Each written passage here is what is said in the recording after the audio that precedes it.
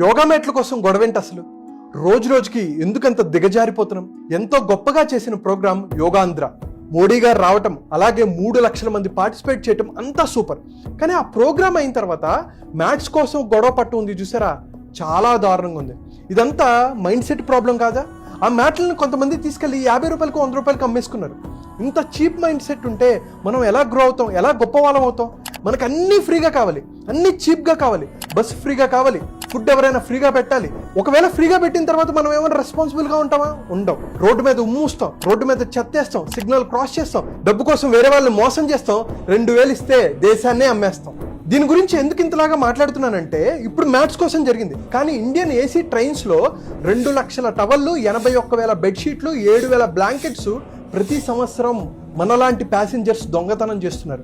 Railway స్టేషన్స్లో కొంతమంది గుట్కాలు తిని ఊసేస్తారు కదా, ఒక సంవత్సరానికి 1,200 కోట్లు గుట్కాలు తిని ఊసిన దాన్ని క్లీన్ చేయడం కోసం గవర్నమెంట్ ఖర్చు పెడుతుందంటే ఎంత దారుణమో మనం అర్థం చేసుకోవాలి. ఇవంతా ఎవరు బాధ్యులు? మనం కాదా?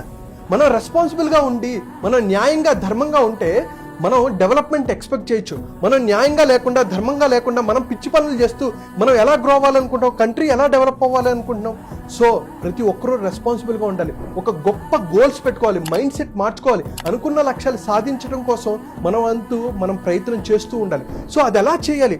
గొప్ప గోల్స్ ఎలా పెట్టుకోవాలి, అనుకున్న లక్ష్యాలు ఎలా సాధించాలి, హెల్త్ పరంగా, వెల్త్ పరంగా, కెరీర్ పరంగా, బిజినెస్ పరంగా, రిలేషన్షిప్ పరంగా ఎలా గ్రోత్ సాధించాలి, స్ట్రెస్ ఫ్రీ లైఫ్ని ఎలా అనుభవించాలి, వీటన్నిటి కోసం తెలుగువారు ఎక్కడున్న అద్భుతమైన విజయాన్ని సాధించాలి అనడానికి నేను సహాయం మీకు చేస్తాను. సో కింద కనిపిస్తున్న నెంబర్కి కాల్ ఆర్ మెసేజ్ చేసి 2 hour free mindful millionaire master క్లాస్కి ఫ్రీగా రిజిస్టర్ చేసుకోవచ్చు.